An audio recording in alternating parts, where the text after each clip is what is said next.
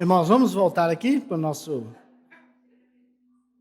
estudo essa manhã e nós vamos continuar a série de estudos, pessoas que Deus usa, e nessa manhã nós estaremos meditando acerca da vida de Uzias. Quem foi Uzias? Walter sabe, Walter é a enciclopédia. Quem foi Uzias na história bíblica? Hã? Um rei, foi o rei Uzias. E nós vamos ver os dois extremos da vida do rei Uzias. E o título do nosso estudo essa manhã, O Segredo do Sucesso e o Perigo do Sucesso. Nós vamos ver que tem uma comédia que o pessoal fala, eu estava indo tão bem. Está da microfonia, viu? Ele estava indo tão bem. E no decorrer do seu reinado, da sua vida, as coisas descambaram. Então, nessa manhã, nós vamos ver o segredo e o perigo do sucesso. Abramos nossas Bíblias lá em 2 Crônicas, capítulo 26. 2 Crônicas, capítulo 26. Nós vamos precisar de ler todo o capítulo, porque é a história da vida dele. Então, a gente precisa ler os 23 versículos. Eu estarei lendo esses versículos, irmãos. Acompanhem suas Bíblias. 2 Crônicas, capítulo 26.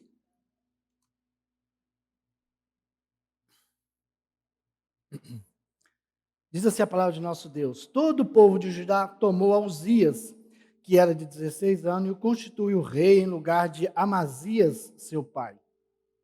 Ele edificou a Elate e a restituiu a Judá, depois que o rei descansou com seus pais. Uzias tinha 16 anos quando começou a reinar, e 52 anos reinou em Jerusalém. Olha, quanto tempo que ele reinou? 52 anos. Era o nome de sua mãe, Jecolias de Jerusalém. Ele fez o que era reto perante o Senhor. Segundo tudo o que fizera Amazias, seu pai, propôs buscar a Deus nos dias de Zacarias, que era sábio nas visões de Deus. Nos dias em que buscou ao Senhor, Deus o fez prosperar. Saiu e guerreou contra os filisteus, quebrou o muro de Gate, o de Jabiné e o de Asdod, e edificou cidades no território de Asdod e entre os filisteus. Deus o ajudou contra os filisteus, contra os arábios que habitavam em Gurbaal e contra os meunitas. Os amonitas deram presentes a Uzias, cujo renome se espalhava até a entrada do Egito, porque se tinha tornado em extremo forte. Também edificou Uzias torres em Jerusalém, a porta da esquina, a porta do vale e a porta do ângulo, e as fortificou. Também edificou torres no deserto, cavou muitas cisternas, porque tinha muito gado, tanto nos vales como nas campinas. Tinha lavradores e vinhateiros nos montes e nos campos férteis, porque era amigo da agricultura. Tinha também Uzias um exército de homens destros nas armas, que saíram à guerra em tropas, segundo o rol feito pelo escrivão Jeiel e Maacéias, oficial sob a direção de Ananias, um dos príncipes do rei. O número total dos cabeças das famílias, homens valentes, era de 2.600. Debaixo das suas ordens, havia um exército guerreiro de 307.500 homens que faziam a guerra com grande poder para ajudar o rei contra os inimigos. Preparou-lhes Uzias para todo o exército, escudos, lanças, capacetes, couraças e arcos, até fundas para atirar pedras. Fabricou em Jerusalém máquinas de invenção de homens peritos, destinadas para as torres e cantos das muralhas, para atirarem flechas e grandes pedras. Divulgou-se a sua fama até muito longe, porque foi maravilhosamente ajudado até que se tornou forte. Aí agora começa o versículo 16. Mas havendo-se fortificado, exaltou o seu coração para a sua própria ruína. Cometeu transgressões contra o Senhor, seu Deus, porque entrou no templo do Senhor para queimar incenso no altar do incenso. Porém, o sacerdote Azarias entrou após ele com 80 sacerdotes do Senhor, homens da maior firmeza, e resistiram ao rei. Uzias lhe disseram: a ti, Uzias, não compete queimar incenso perante o Senhor, mas aos sacerdotes, filhos de Arão, que são consagrados para este mistério. Sai do santuário, porque transgrediste. Nem será isso para a honra tua da parte do Senhor Deus. Então Uzias se indignou. Tinha o incensário na mão para queimar o incenso. Indignando-se ele, pois, contra os sacerdotes, a lepra lhe saiu na testa perante os sacerdotes, na casa do Senhor, junto ao altar do incenso. Então o sumo sacerdote Azarias e todos os sacerdotes voltaram-se para ele, e eis que estava leproso na testa. E apressadamente o lançaram fora, até ele mesmo se deu pressa em sair, visto que o Senhor o ferira. Assim ficou leproso o rei Uzias até o dia da sua morte. E morou por ser leproso numa casa separada, porque foi excluído da casa do Senhor. E Jotão, seu filho, tinha a seu cargo a casa do rei, julgando o povo na terra. Quanto aos mais atos de Uzias, tanto os primeiros como os últimos, o profeta Isaías, filho de Amós, os escreveu. Descansou Uzias com seus pais, e com seus pais o sepultaram no campo do sepulcro, que era dos reis, porque disseram: ele é leproso. E Jotão, seu filho, reinou em seu lugar. Vamos orar mais uma vez. Amado Deus, a palavra do Senhor agora foi lida nesse instante. Suplicamos agora do Senhor, vindo da parte do Senhor, que o Espírito Santo do Senhor, ó Deus, nos fale nessa manhã. Tem misericórdia agora do teu servo, que eu possa ser apenas, ó Deus, um instrumento nas tuas mãos, e que o Senhor venha nos falar nessa manhã. Fala aos nossos corações, ó Deus, nos admoesta, ó Deus, nos encoraja, ó Deus, para podermos seguir firmes na obra do Senhor. Não permita nunca, Deus, que venhamos nos engrandecer, nos vangloriarmos e nos desviarmos do Senhor e fazermos o que é mal perante o Senhor. Tem misericórdia de nós, fortalece as nossas vidas, fortalece a nossa fé. Fala aos nossos corações nessa manhã, ó Deus, é no nome do Senhor, para a glória do Senhor que oramos. Amém. Orgulho. Orgulho é excesso de admiração que o indivíduo tem em relação a si próprio, baseado em suas próprias características, qualidades ou ações. Orgulho, sentimento de prazer grande satisfação com o próprio valor, com a própria honra.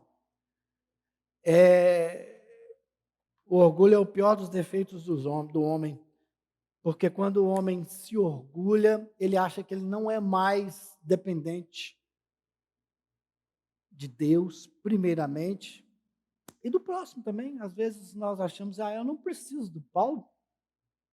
Conceição, eu sou muito inteligente, eu sou muito forte, tenho poder. Muita gente acha que está com poder na mão, porque tem o poder na mão, e eu sou o cara, né? A frase, eu sou o cara. E acha que não precisa de ninguém, acha que eu sou autossuficiente, eu mesmo não preciso de ninguém. E o pior erro do homem é esse, quando ele acha que ele não precisa de ninguém mais. Acha que ele pode seguir os seus passos sozinho, caminhar sozinho, e sem depender de ninguém, sem depender principalmente de Deus, né? E para um líder é pior ainda. O rei Uzias, como líder daquela nação, como líder daquele povo, assim como alguns de nós aqui, Paulo, Walter, está na liderança, eu como um diácono também, a igreja olha para o líder. E muitas das vezes a pessoa se envaidece. Fui eleito presbítero. Né? Aí o tal do salto alto, né?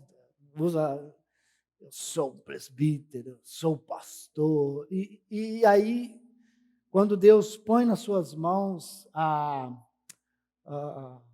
o cuidado de uma igreja, do cuidado de um povo, e você acha que eu sou presbítero da Vida Nova, a Vida Nova tem quase 100 membros, eu sou presbítero daquela igreja. E aí que começa a ruína, né? Precede a ruína. E aquele rei foi assim. Ele realmente achou que nós, como no início, até o versículo 15, eu dei até aquela paradinha assim, falou do versículo 16, aí que desandou a maionese. Mas se nós olharmos até o versículo 15, gente, aquele homem foi grandioso.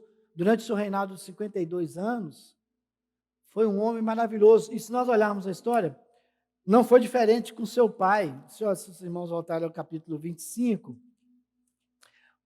Amazias também foi da mesma forma.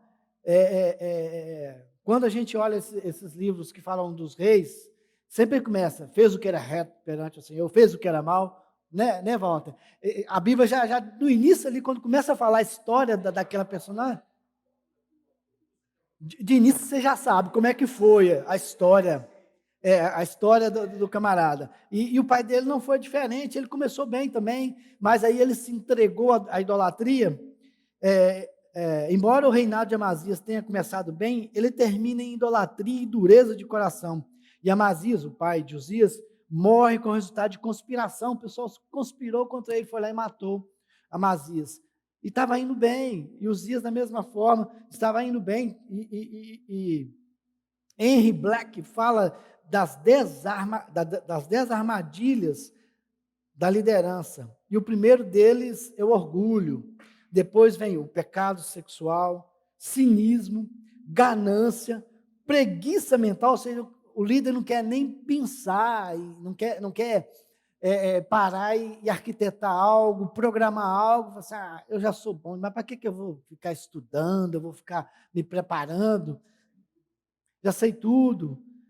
Hipersensibilidade, letargia espiritual. Na oração do Paulo, ele falou sobre letargia. Eu até grifei essa palavra aqui, porque às vezes, eu gosto às vezes de dar quando uma palavra é meio assim, difícil a gente entender, a gente ir lá no dicionário, no Aurélio, para ficar melhor entendido.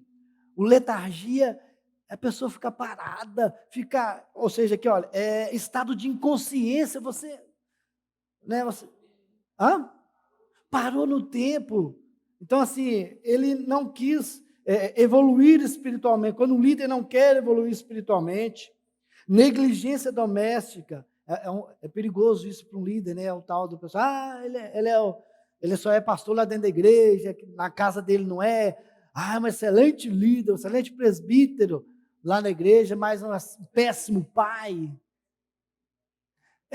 Então, assim, é muito perigoso para um líder não saber administrar bem o seu lar. Negligência administrativa, ou seja, ser um mau administrador da obra do Senhor. Né? Por mais difícil que seja você entender isso, o pastor só precisa cuidar da área espiritual, sim, um líder, sim, mas a igreja também precisa de uma administração. E se não, igual o pastor estava falando que a assembleia, se não houver uma administração boa, como uma coisa que começa a descambar daqui e dali, aí afeta outras coisas, né? Então, assim, para isso que existe uma boa administração, e graças a Deus a nossa igreja, ela zela por isso também, por uma boa administração, por organização. Nossa igreja, a Igreja Presbiteriana do Brasil tem esse cuidado, graças a Deus, né, que tem as pessoas certas ali, tem um tesoureiro que cuida da parte financeira, né, que muitas das vezes pessoas fora da igreja não entendem isso, acham que o pastor que põe a mão no dinheiro. Não, na Igreja Presbiteriana, na Igreja Presbiteriana não é assim, né, tem a pessoa responsável, e um bom líder é esse mesmo, é aquele que, né, delega partes, né, prepara líderes, né, esse momento que eu estou aqui, esse momento aqui é uma prerrogativa do pastor da igreja, mas ele abre esse leque para o Walter, que está aqui também, sempre lecionando nos estudos de terça-feira, né? Os meninos estão lá, o Felipe, o presbítero Felipe, lecionando, o Tiago. Então, assim, o bom administrador, o bom líder, ele prepara líderes também. E graças a Deus por isso. E então, assim, a grande problema, então, às vezes, também de um líder que negligencia o seu serviço é quando ele não é um bom administrador. E às vezes, esse aqui é meio polêmico, e quando está tempo demais no cargo. O último problema. Isso é meio polêmico, né? Porque às vezes você pode ficar 50 anos de pastor na igreja e ter sido uns 50 anos de bênção na vida da igreja. Mas o problema é quando você fica muito tempo e você começa a negligenciar essas outras coisas. A por estar muito tempo, se acomoda, né? E aí vai. Mas as outras questões são mais perigosas, acredito eu. Então, nós vamos ver hoje essa questão de Uzias. Vamos começar, então, falando bem dele, né? O texto começa a falar bem dele. Um homem bem-sucedido. E começa, então, falando no nosso texto que ele se tornou rei aos 16 anos, porque o seu pai, né, veio a falecer, morreram, mataram Amazias. E aí, então, Uzias começa o seu reinado. E começa bem. Ele reinou de 790 a 739 antes de Cristo. 52 anos. E aí então, a gente começa a ver aqui no texto aqui, os seus feitos. Ele venceu importantes batalhas contra os filisteus, os árabes, os amonitas, está no versículo 6 a 8. Ele retomou a cidade de Elate, o que permitiu ajudar a ter acesso ao Mar Vermelho. Olha só, olha que estratégia que ele conseguiu ali, por meio de uma guerra. Ele tomou uma cidade estratégica ali, que deu acesso ao Mar Vermelho. Ele intensificou o comércio externo com outras nações. Administrador, bom administrador, olha só, preocupou com essa questão. Construiu torres em Jerusalém, um bom construtor, versículo 9. Isso significa que ele reforçou a segurança e a proteção da cidade. Ele também prosperou na área da pecuária, com um grande rebanho de gado. Preocupou com a alimentação do povo. Está vendo como que ele foi um bom administrador? Ele também desenvolveu a agricultura.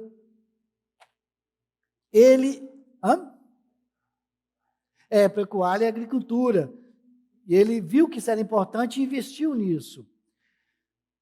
Ele investiu tanto e foi tão abençoado com lavouras que foi chamado amigo da agricultura. Uzias também montou um exército poderoso, com mais de 300 mil homens. Está lá no versículo 11 ao versículo 13. Ele montou uma poderosa indústria bélica.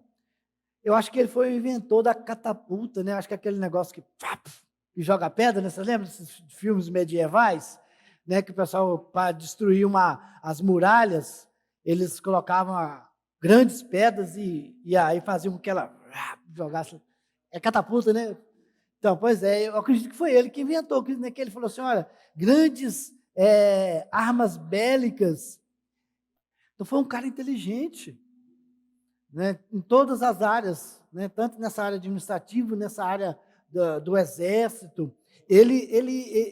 Então, assim, ele preocupou em todas as áreas a ponto de falar, não, eu preciso de um exército forte também. Naquela época eu precisava. Então, ele investiu nessa área também. Sim, eram vários conselheiros, eu acredito. É um ponto importante que o Paulo levantou, realmente, de saber ouvir. E graças a Deus que ele teve bons conselheiros. Vamos partir dessa premissa, que foi uma realidade na vida dele. Claro que é uma linha de pensamento, né? Igual o Paulo falou, o texto não nos dá, não fala, profeta Zacarias. Obrigado, Chico. Um deles foi o profeta Zacarias. E no estudo de terça-feira, qual o rei da história lá, em contrapartida, que você lembra, Valdo? Eu esqueci. Né, que em vez de ouvir o conselho ouviu a galerinha lá né, que o instruiu erradamente e ele aham. Porque a forma da gente debruçarmos sobre a Bíblia não é a forma que, infelizmente, a gente o faz, né? Pega de manhã, faz uma leitura, mas a forma correta não é essa, né? A gente tem que fazer uma leitura de uma forma que a gente vai entendendo, né? Talvez tem os rodapés das Bíblias, onde que tem um outro versículo que liga com aquele, que explica aquilo, que é o texto, o contexto, a realidade, que muitas vezes o perigo talvez se pegar um texto, né, isolado. Hã? Sim, comentários. Bíblia, essa Bíblia aqui, meus irmãos, é fantástica. Herança Reformada. Ela tem, depois de todos os capítulos, ela tem um esboçozinho, eu vou ler no final aqui, um pensamento, uma explicação sobre aquele capítulo, que é interessante. E é bom para nós termos Bíblias de estudo em casa, igual a Carol falou, não é só para um líder, não. Eu tenho 3 Bíblias, às vezes, de estudos. Eu tenho a de Genebra, tenho a Bíblia de Estudo Vida Nova e tenho essa. Às vezes, quando eu vou preparar o estudo, eu vou lá para a mesa e abro as 3 Bíblias lá e pego aqui, olho ali. E isso é bom para o membro também ter, que mesmo que ele não vá fazer um estudo, né, não está na responsabilidade de estar na administração do estudo, mas da sua própria compreensão. Né? É o que o Walter falou, às vezes a gente está estudando, aí tem um estudo, a cara falou, você vai lá no rodapé de uma Bíblia de estudo e você vê e todo o contexto histórico, por que aquilo aconteceu, não é mesmo? A gente precisa disso aí. Então, é bom o que você realmente está escrito. Foi bom essa deixa aqui, né? Porque foi importante que às vezes a gente partiu para um momento que eu não esperava, mas as participações boas são boas por causa disso. É algo que a gente precisa nos atentar com a nossa leitura, a nossa edificação. Não apenas ler, né, para a gente realmente mergulhar na história bíblica e nos edificarmos, conhecer. Né? É bom a gente conhecer, igual o Walter falou, nós vamos indo ali, a gente vai conhecendo, vai vendo a história dos reis, a história do povo de Deus, e aí a gente vai crescendo espiritualmente. Então, Uzias foi um monarca bem-sucedido, que desenvolveu todas as áreas da economia de Israel: construção, pecuária, agricultura, indústria. A sua fama e o seu sucesso correu o mundo na época. Então, vamos lá, qual foi o segredo do sucesso de Uzias? Primeiro, versículo 4, ele fez o que era reto perante o Senhor. Uzias agiu corretamente perante Deus. Por isso que a gente tem, queridos, que pedir ao Senhor misericórdia. Muitas vezes nós não agimos corretamente. Nós nos deixamos no nosso dia a dia com pensamentos, atitudes que não são corretos perante o Senhor. A nossa vida, às vezes, não é só no dia a dia, às vezes a nossa vida não está correta perante o Senhor. Então, a primeira coisa que nós temos que nos atentar para termos sucesso na nossa vida espiritual, é andarmos corretamente na presença do Senhor. O inimigo das nossas almas, ele vai fazer de tudo para que nós não andemos corretamente. Né? Ele está rugindo como um leão, aí, doido para nos tragar, doido olhando o que a gente está fazendo, colocando situações para que nós venhamos a cair. Uma vez eu estava conversando com uma pessoa que não tinha muito conhecimento bíblico, falando assim, olha, às vezes se atribui poder demais ao inimigo que ele não tem. Ele não é onisciente igual ao nosso Deus, ele não é onipotente igual ao nosso Deus, ele não é onipresente, mas também nós não podemos menosprezar Satanás, o inimigo de nossas almas.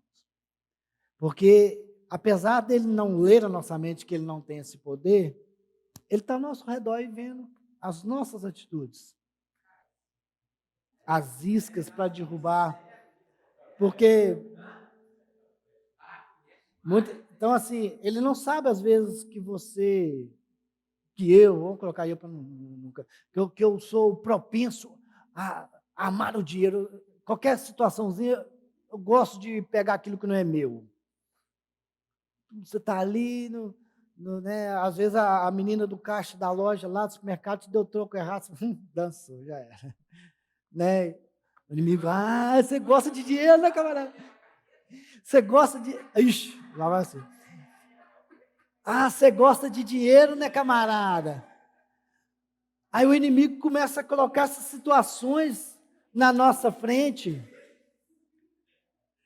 colocar essas situações para que a gente venha cair. Então, quando ele percebe que nós somos propícios a cair em certa área, ele vai investir nessa área para que a gente caia. Tem um irmão, um presbítero antigo, que eu gosto muito dele, ele sempre falava, ele dava um exemplo, que eu gosto muito, que Satanás, ele não derruba uma árvore com a motosserra. Ele vai lá com um martelinho, dá uma machucadinha, faz um buraquinho naquela árvore e vem com você sabe o que é uma cunha? É um utensíliozinho assim, triangular, que aí você vai lá e bate. Ela abriu um pouquinho a madeira. Aí você vai lá, os lenhadores antigos faziam isso, né? Aí iam lá e pegavam uma cunha maior, davam mais uma marteladinha, a árvore abria mais um pouquinho. Aí tirava aquela cunha, pegava uma cunha maior e ia lá. Então, aos poucos, quando a árvore caía.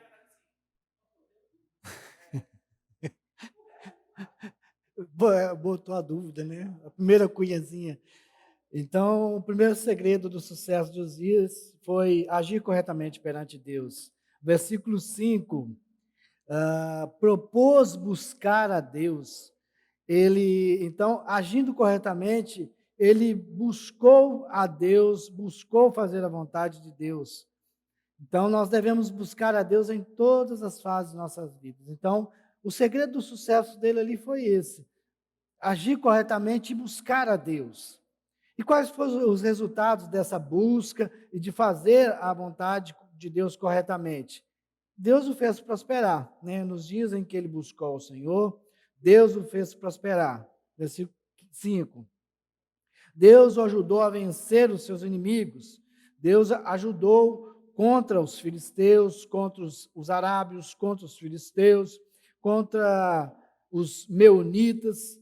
Então, assim, Deus ajudou a ele nessa área da guerra. Deus o fez extremamente forte, porque se tinha, versículo 8, porque se tinha tornado extremamente forte. Deus o ajudou de forma maravilhosa, porque foi maravilhosamente ajudado, até o versículo 15.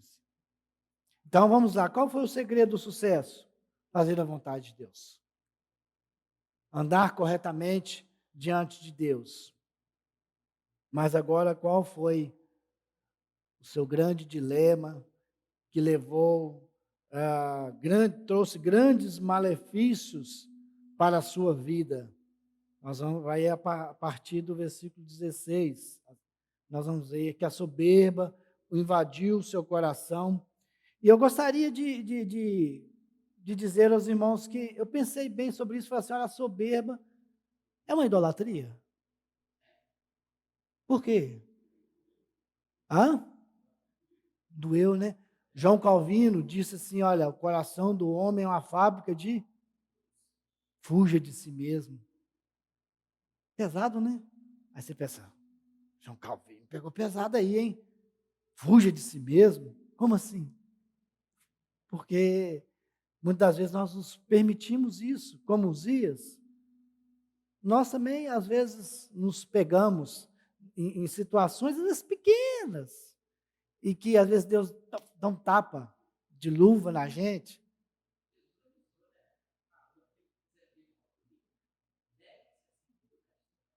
O coração do homem é extremamente corrupto e enganoso. E deixa eu compartilhar com os irmãos aqui uma brincadeira minha da Carol. Você vai lembrar de que dica. Então eu tocando bateria ali, pá, pá, pá, pá. As duas primeiras músicas foram boas, hein? A Carol do banco assim virou para mim, você está tocando demais hoje. Eu lá falei, pronto. Tá. São 5 músicas, né, irmãos? As outras 3 não deu nada. Saiu nada. Falei, Carol, a culpa é sua, Carol. Eu estava lá, nem estava vendo para Carol. Carol vai lá e me dá aquela massageada no meu ego. E, sinceramente, irmãos, eu deixei ali a vanglória subir. Falei, rapaz, hoje eu estou tocando muito mesmo. Hoje eu estou o cara mesmo, rapaz. E pá, tchuf, não saiu mais nada. E experiência minha depois, assim, a gente tem que, às vezes não, sempre temos que, às vezes, quando acontece alguma coisa, se sentar e falar, o que aconteceu aqui? Por quê? Na minha vida? Isso assim, assim, assim. Por que Deus permitiu isso? Falei, gente, falei brincando com ela, mas depois cheguei em casa e falei, realmente, meu coração se vangloriou ali, rapaz. Falei assim, nossa, vou virar profissional. Né? Então, assim, às vezes nós somos... Hã? Eu vou cobrar para ser baterista da igreja. E nós somos pegos nesse sentido, como o Calvino não está errado, não, irmãos. Realmente, se nós não tomarmos consciência de quem nós somos, qual a nossa real posição e situação em relação a Deus, aí que entra essa questão, assim, como nós podemos nos vangloriar de algo que não é nosso. Tudo que nós temos vem de Deus, foi Deus que nos deu, até mesmo a sabedoria, eu tenho uma certa inteligência, é Deus que te deu. Né? Tudo que está em nossas mãos, nada é nosso, Deus põe para administrarmos. Até quando a gente fala de filho, é meu filho, né? Você é filho de Deus, Deus que me deu a honra e a alegria de estar cuidando dele, né? Os filhos que Deus nos compete de cuidá-los é de Deus. E assim é o que nós temos que entender, que não podemos permitir que algo como esse, invada o nosso coração, que é aí que entrou a idolatria, porque o eu ficou maior do que Deus em nós. Nós temos que preocupar conosco, igual a Carol falou, sim, temos que cuidar do templo do Espírito Santo, né, higiene, né, deixar bonito, né, Val? Bonito e tal, temos que cuidar? Sim, temos que nos aperfeiçoar a cada dia, sim, temos que nos alegrarmos com as nossas conquistas intelectuais, sim, olha, você realmente estudou, agora você está conseguindo, olha que bom, você falou dos meninos, né, lecionando, Tiago, Vinícius, né, Felipe, que bênção. O Vinícius começou a lecionar aqui na Vida Nova, viu, queridos? Não, só um minuto, Mar. Não tinha ainda tido essa oportunidade, não tinha um chamado essa responsabilidade. E eu não tive a alegria ainda de vê-lo lecionando. Mas, como é que foi, meu filho? Fui bem, pai. Oh, glória a Deus. Sim. E não adianta você pensar que, só um minutinho, Mauro, que você não tem nenhuma qualidade ou dom. Tem, com certeza você tem. O que eu vou fazer? Não, pede a Deus, Deus vai te mostrar. Amém.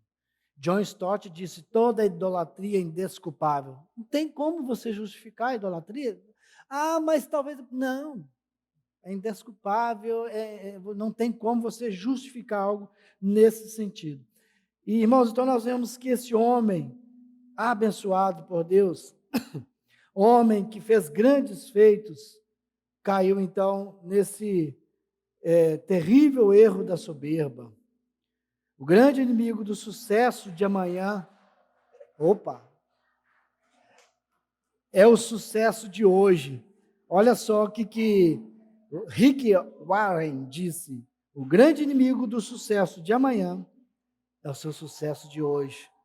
Se você não administra bem a sua vida, os seus atos, as suas atitudes de hoje, não foi bem administrada hoje, não, amanhã pode ser que seja tarde demais, então vai ser terrível para as suas vidas. Filipenses 2, de 1 a 11, se os irmãos não quiserem abrir, eu vou ler aqui. Aonde, então, que nós temos que depositar a nossa fé, entendermos a realidade da questão de quem nós somos. Diz assim, Filipenses: se há, pois, alguma exortação em Cristo, alguma consolação de amor, alguma comunhão do Espírito, se há entranhados afetos e misericórdia, contemplai a minha alegria, de modo que penseis a mesma coisa, tenhais o mesmo amor, sejais unidos de alma, tendo o mesmo sentimento. Não façais por partidarismo ou vanglória, ou seja, tudo aquilo que você vá fazer, não haja de forma partidária, eu fiz por causa dela, eu fiz para ela, eu fiz para ele, fazer para Deus. Ou por vanglória, eu fiz para que as pessoas venham dar o tapinha nas costas. Rapaz, ficou bom. Mas, por humildade, considerando cada um os outros superiores a si mesmo, isso é complicado, né? Você se achar que, não, ô Walter, você é melhor que eu, cara. Você não só falar, mas você entende, não, realmente, eu quero, cara, ter o conhecimento que você tem, a sabedoria que você tem, Paulo. A idade não, agora não, vai ser mais para frente. Não, a idade mais para frente. Não é a idade hoje, não, é a idade mais para frente. Tenha cada um em vista o que é propriamente seu, senão cada qual é um dos outros. Tende em vós o mesmo sentimento que houve também em Cristo Jesus. Gente, olha só. Pois ele, subsistindo em forma de Deus, não julgou com usurpação ser igual a Deus. Antes, a si mesmo se esvaziou, assumindo forma de servo, tornando-se a semelhança de homens, e reconhecido em figura humana. A si mesmo se humilhou, tornando-se obediente até a morte, morte de cruz, pelo que também Deus exaltou sobremaneira e lhe deu o nome que está acima de todo nome, para que o nome de Jesus se dobre todo joelho nos céus e na terra, debaixo da terra. Toda a língua confessa que Jesus Cristo é o Senhor, para a glória de Deus Pai. Esse é o ensinamento que Cristo nos deixou e que muitas das vezes nós refutamos, guardamos em uma caixa, enterramos. Não, fazer igual Jesus. Como começou então a queda de Uzias? Primeiro começou porque ele foi abençoado. Sim, mas havendo se fortificado, Uzias estava no auge do sucesso e muito abençoado por Deus. Então, assim, a sua ruína não começou assim, já paf, de cara assim, não, uma tragédia não. A sua ruína começou devido ao seu grande sucesso, pelo grande homem que ele foi. Aí que começou a ruína dele. Então aí começou e foi tomado pela soberba. Exaltou o seu coração para a sua própria ruína. Lá o versículo 16. A soberba brota, floresce, frutifica no coração. A arrogância de coração é abominável ao Senhor e receberá a devida punição. A punição do orgulho é a queda. A soberba precede a ruína e a altivez do espírito a queda. Provérbios 16, 18. Agostinho afirmou: o orgulho transformou anjos em demônios.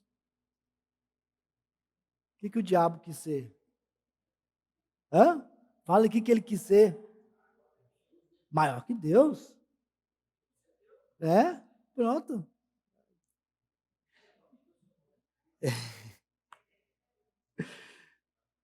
E aí, então, após ele ter chegado no ápice, permitiu que a soberba invadisse seu coração, aí ele pecou contra o Senhor. Cometeu transgressões contra o Senhor, seu Deus, porque ele entrou no templo do Senhor para queimar incenso no altar do incenso. Quais eram as atribuições naquela época de rei, sacerdote, profeta? Vamos primeiro ao profeta. Qual que era a atribuição de um profeta? Transmitir ao povo, era a voz de Deus, transmitir ao povo o que Deus queria falar para o povo, o profeta ia lá e falava. Um sacerdote poderia ser um profeta. Agora, um profeta não poderia ser um sacerdote. Um rei, então, muito menos. O sacerdote é o que estabelecia a comunhão entre Deus e os homens. Ele oferecia os sacrifícios pelos pecados dos homens, realizava as cerimônias religiosas, como alguns atos de purificação cerimonial.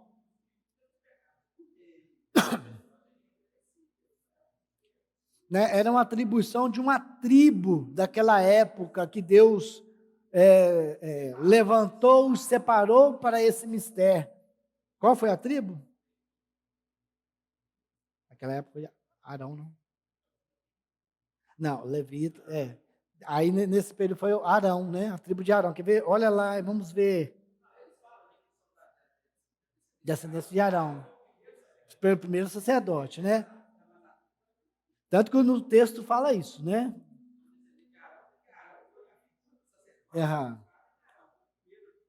Que Deus levantou, né? Então, deve. Mas o primeiro lá, vão lá na essência, vão lá no primeiro. Foi a tribo. Então, era algo destinado a uma pessoa específica, que deveria ser uma atribuição a uma pessoa específica, que não cabia a ele, que não era para ele fazer, que não estava na sua alçada, apesar do poderio dele, de ser o rei daquela época, comandava a nação, mas ali não. Põe a mão não. Mas aí, devido à sua soberba, o achar que ele poderia fazer tudo, eu posso fazer tudo, o poder está nas minhas mãos, então eu posso ir aonde eu quiser, posso fazer o que eu quero. Eu vou lá no santo, né? Vou entrar lá dentro do templo, vou oferecer meu sacrifício, vou pegar o incenso lá e quero ver quem vai me impedir, talvez, né, não sei, talvez isso, né, passou na cabeça dele, né? Vamos lá e vamos, né? Quero ver quem vai me impedir. E quando então ele entra lá, entra então Azarias com todos os outros sacerdotes, com 80 sacerdotes. Como diz, para tudo, para tudo. O que você está arrumando aí, rapaz? Já pensou? Chegando diante do rei, e você chegar e advertir o rei.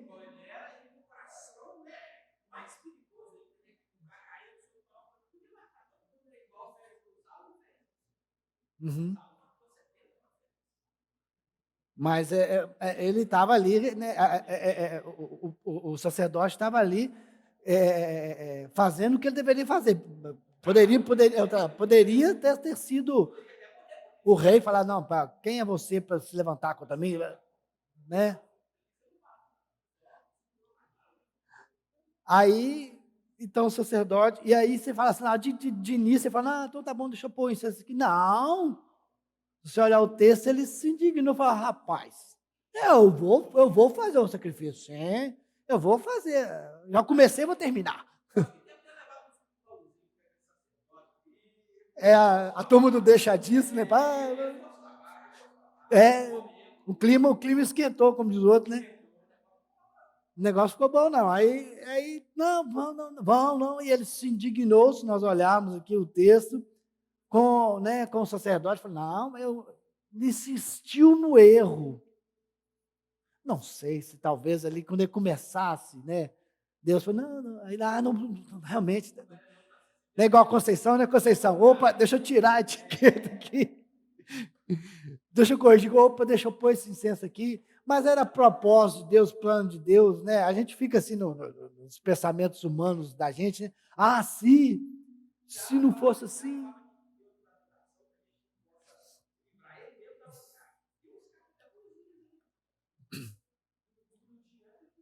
Agora eu estou falando, talvez a gente, na nossa humanidade, será que. É. Então, pois é, aí a gente pensa assim, a nossa linha de pensamento, talvez ele poderia, tá?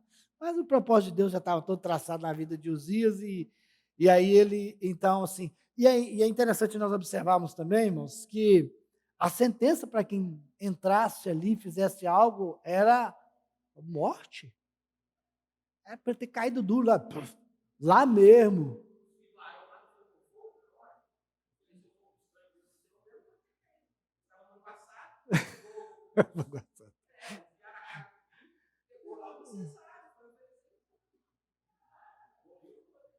Então, pois é, e aí, o que Deus ainda teve misericórdia da vida dele, né? Com o erro dele, né? E aí a punição para o erro dele foi exatamente isso, né? Ele foi acometido de lepra lá dentro mesmo. Ele já saiu de lá de dentro leproso na testa, né? Então, assim, aonde começou a soberba? Grande bênção, grande soberba, grande pecado. E aí, por isso que nós temos que nos atentarmos e não permitir que algo assim comece a florescer, crescer no nosso coração. Nós temos que cortar o mal pela raiz, mais difícil que seja. Quando você se pegar, opa, esse negócio não vai bem não. Espera aqui, vamos lá. Vamos refletir, deixa eu refletir. É você, eu estou falando você e Deus. Deixa eu contar uma experiência própria minha. Quando eu fui tirar a primeira carteira, tem alguns anos já, de habilitação, uns 25 anos para lá, eu estava fazendo um exame, ia lá eu tomei 4 pau. E eu tinha um carro, que eu morava no Vale de Jatobá. Nós éramos da 10ª igreja, aí eu comprei uma casa lá no apartamento no Vale de Jatobá, e aí comprei um carro. Os meninos pequenininhos, aí fiz errado, em vez de tirar a carteira e depois comprar o carro, comprei o carro. E tirei a carteira, e dirigindo. Mas aí eu só ia para a igreja de carro, tá? Na minha cabeça eu estou super certo, estava super certo. E você acha que Deus não deu livramento? Um dia, passando na vida do minério ali, de terno, depois da ceia, já era presbiteriano. Foi 26 anos de presbiteriano. No carrozinho, tá na pau do lado, todo bonitinho também, que voltamos à igreja, os 2 meninos atrás, sem carteira, eu só ia para a igreja. Sinceramente, eu não passeava com carro, ia só para a igreja de carro, e tentando tirar a carteira. Passo eu numa blitz, com esse cara com a carro daquele tamanho assim, falei, Paula, a casa caiu. Hoje já era. Aí o cara só fez assim, reduziu, o cara olhou lá para dentro e falou, não, suspeito nenhuma, pode ir embora. Aí eu fui. Então, primeiro livramento. Mas aí isso não peguei tento, não. Continuei indo, tomando pau. Aí um dia, no 4º pau meu, eu ligo pro meu irmão, chorando. Rapaz, tomei mais um pau. E eu precisando dessa carteira, moro longe da igreja, para dar assistência à igreja e tal. Aí meu irmão fala assim, você está em pecado, meu irmão. Para mim, eu não estava em pecado, irmãos. Sinceramente. Eu estava só indo para a igreja, com o carro. Não ia para passear, eu não ia passear. E meu irmão falou, você está errado, rapaz. Eu falei, eu não estou passeando com o carro, estou só indo para a igreja. Você está errado, você não pode dirigir para lugar nenhum. Eu falei, realmente, você tem razão. Aí Deus usou uma pessoa para mostrar o meu erro. Um líder da igreja, andando sem carteira de carro, transgredindo leis, eu estava transgredindo a lei humana. Eu falei, não vou dirigir enquanto não tirar a carteira. Aí Deus é maravilhoso. Eu fiquei quantos meses sem dinheiro para comprar, para fazer outro exame? Irmãos, foram uns 3 meses. Bolsinha do lado, Vinícius aqui, Vitor aqui, que era menor, eu e a Ana Paula passava do lado do carro assim, pegando, na época era o 1144, Independência, parava aqui no trevo, pegava o 1148, Milionário, pegava 2 ônibus para ir para a igreja. Foram uns 3 meses assim. Passava pelo carro, às vezes só ligava o carro na garagem para funcionar, porque e deixava lá. Irmãos, aí no próximo exame fui lá e tirei. Às vezes nós estamos com os olhos vendados e achamos que o que estamos fazendo, os fins justificam os meios, e estamos transgredindo as leis humanas, estamos fazendo algo errado em prol. Eu vou falar algo grotesco aqui. A Vida Nova precisa de uma caixa de vinho, de suco de uva para a ceia. eu vou lá no supermercado, eu vou roubar uma caixa. Então aqui, ô diácono, vamos preparar a ceia aí, ó, eu trouxe uma caixa de suco. Aí é para ceia, Senhor, mas você roubou a caixa de suco. Então, os fins não justificam os meios. Então, às vezes, nós estamos em atitudes incorretas, não fazendo a vontade do Senhor e achando que está tudo bem, está tudo bem. Aí Deus vai, começa a dar pedrada, levanta alguém para botar o dedo na ferida ali. Deus, né, põe a mão na ferida ali, opa, ai, doeu. Ah, tá, mas... Então, nós temos que ficar atentos, irmãos, com essas questões das nossas vidas, porque se nós permitirmos que algo vá florescendo e vai crescendo em nosso coração, a tal ponto, assim como Uzias,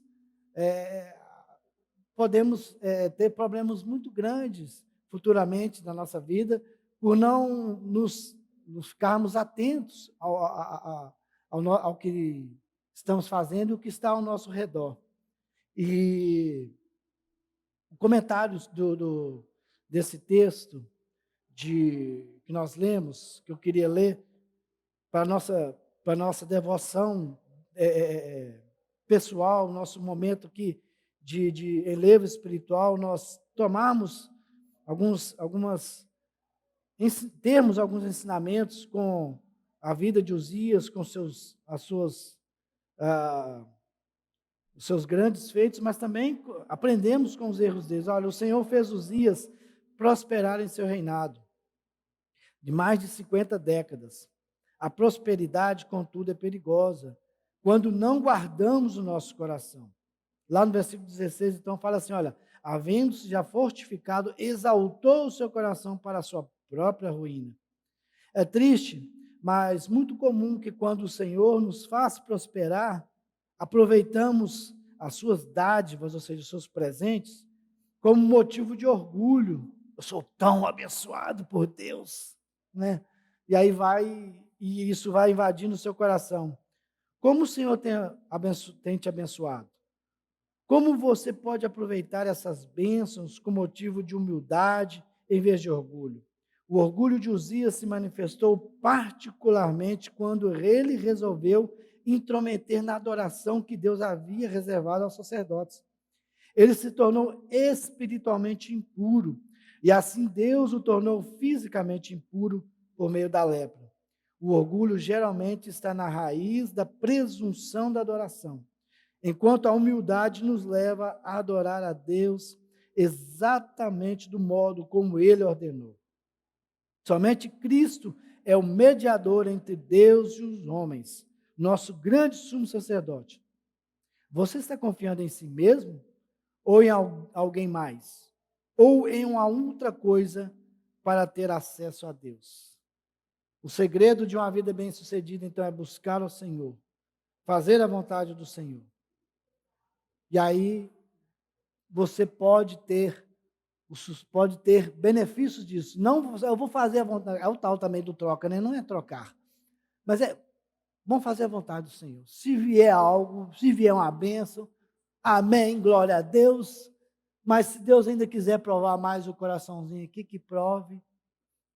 Amém, glória a Deus. Está feliz e contente em toda e qualquer situação. O apóstolo Paulo nos ensina isso. Mas que nós, então, irmãos, tenhamos em nosso coração esse sentimento de buscar a presença de Deus, fazer a vontade de Deus e cuidar do nosso coração, para que nós não venhamos a permitir que sentimentos ruins que venham entristecer ao nosso Deus invadam o nosso coração e faça com que então nós pequemos contra Deus. Que Deus tenha misericórdia de nós, que venhamos cada dia mais estar buscando a presença santa de nosso Deus.